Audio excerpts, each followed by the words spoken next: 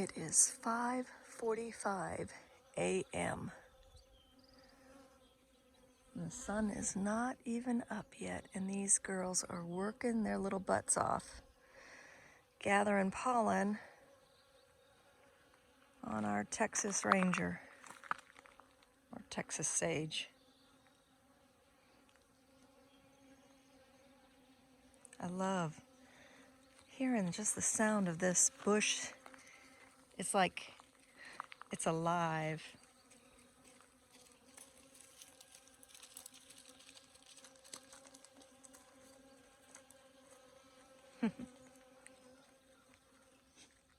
Okay, so we got 3 coats on of the Kills, and it still bleeds through just a little bit. And then 3 coats of the chalkboard paint.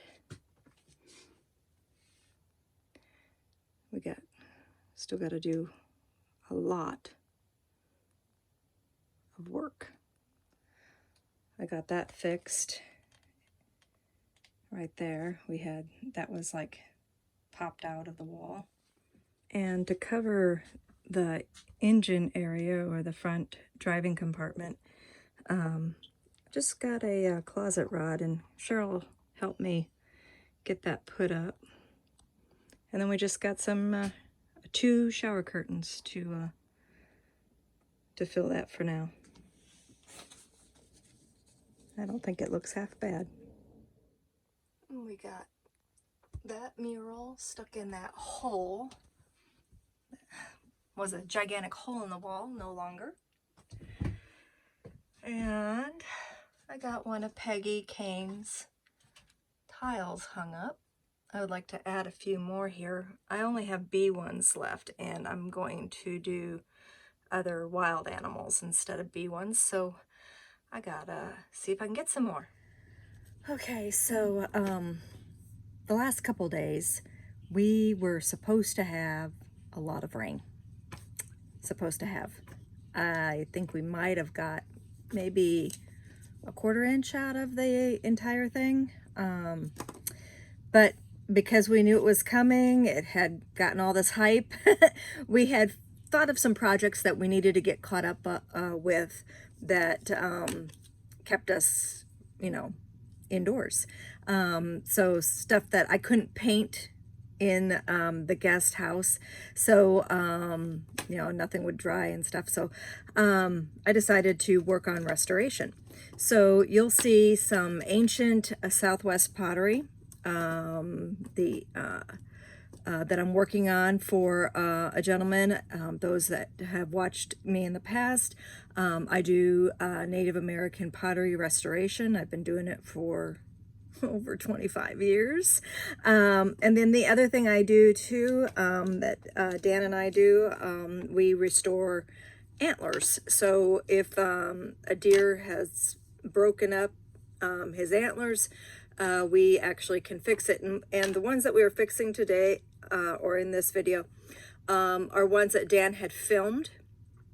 He knew exactly what they look like with those antlers on their head. These are some of them are shed antlers, and because he knew he could actually get as close as he could to the originals by reviewing his past videos.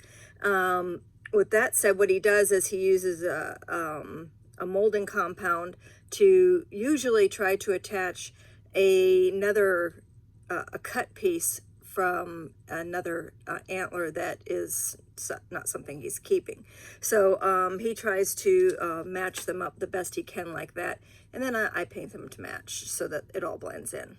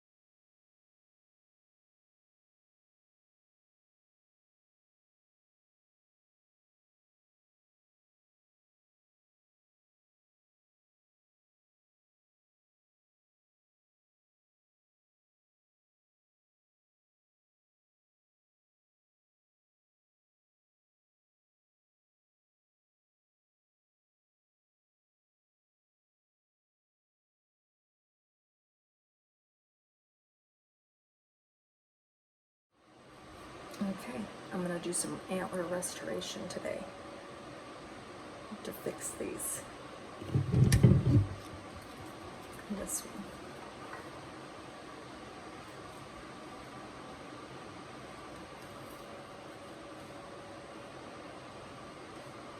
What's really cool is Dan films these bucks, so we actually know what they look like, and we can get to the best judge and be able to restore them.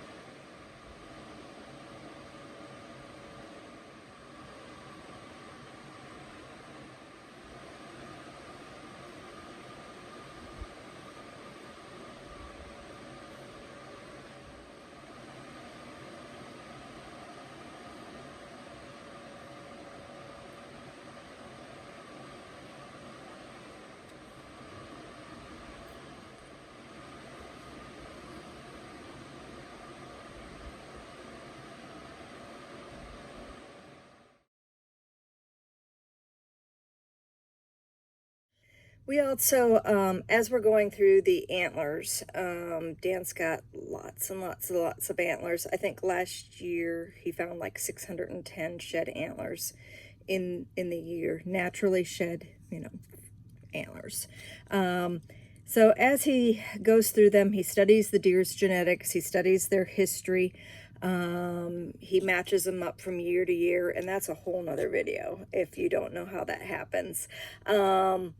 So with that said, every now and then he will part with one, and I'm going to be putting them on our gallery website, theprehistoriccollector.com, and they'll be up for sale. So if you do any crafting, decorations, just want to have a pair for an example, these are some antlers that we're going to be parting with. And so this is a pair, a matched pair, naturally shed deer antlers.